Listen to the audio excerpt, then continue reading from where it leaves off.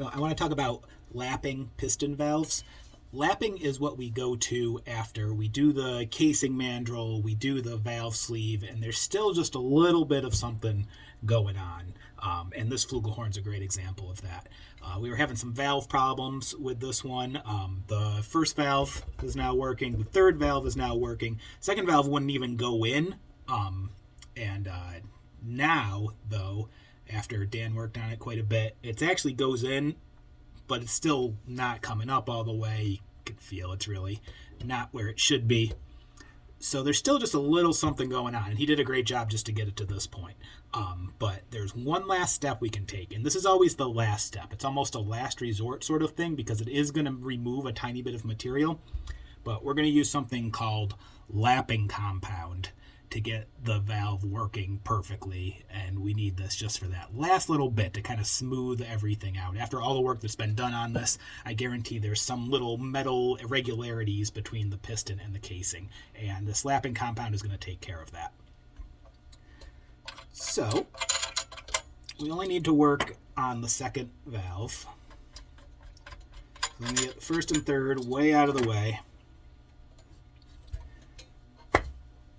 Get the second slide and the second bottom cap out of the way. I'm going to take the second valve out, and we're going to keep some parts of it and some other parts we're going to set aside. So we can set the whole cap aside. We don't need to take the felt out. That can just stay. I'm going to take the stem felt out. We're going to take the spring and the valve guide out.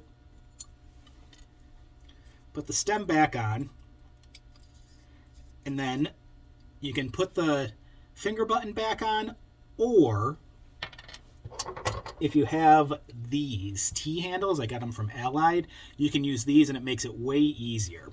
So in place of the finger button, you're going to figure out which one works. There's only two different sizes. Almost any trumpet will take one of these two sizes. Just see which one screws into where the finger button was. Kind of like that first one I tried there. Holds it securely. Good. So we're going to use this. So I will not be using the finger button, but if you didn't have one of these, you would put the finger button back on, and that's how you're going to hold the valve for this process. Then take your lapping compound, and I'll show you what it looks like. It just looks like mud, basically.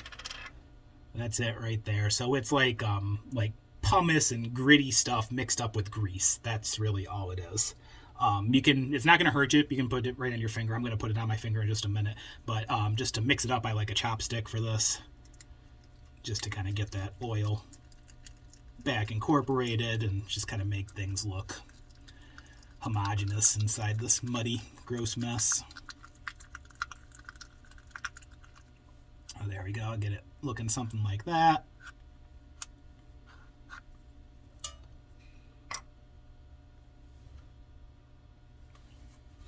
And now I'm just going to smear a little bit of it right on the piston part of the valve.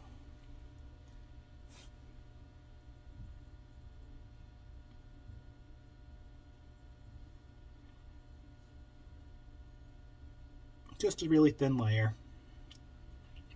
You really can't overdo it, but the more that I put on here, the more I've got to clean up later. So I don't want to put on any more than I have to.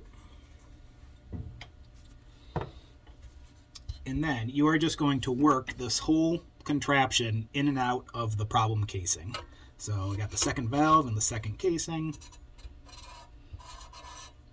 The first few times you might have to kind of twist it while you're pushing it down in there.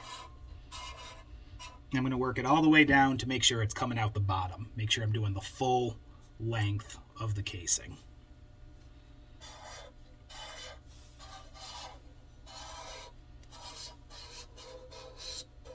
Each time you go up and down, it should be a little easier.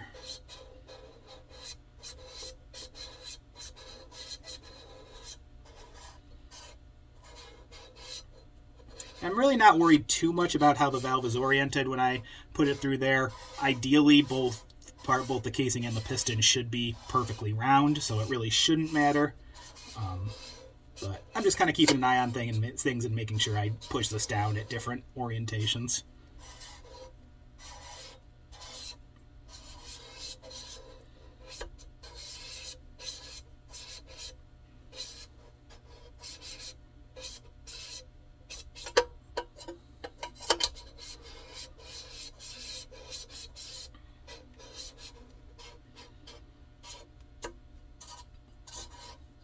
I can definitely feel it getting easier to do, to push it up and down.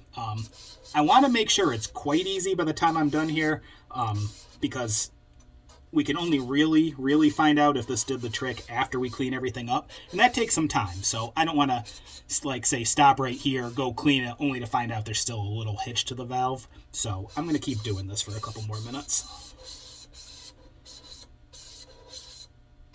We're definitely making a breakthrough here. It's much easier to push this through.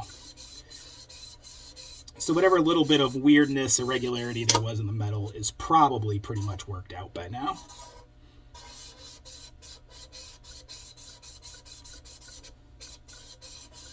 And again, this is removing a teensy tiny bit of metal, and you can always remove metal, but you can't put it back on. So that's why we don't go to this unless we absolutely have to. I know some technicians who go to this way too early, in my opinion. I know some technicians who will never go to this. I fall in between. If the other ways to fix casings and valves don't quite do the job, then I will go to this.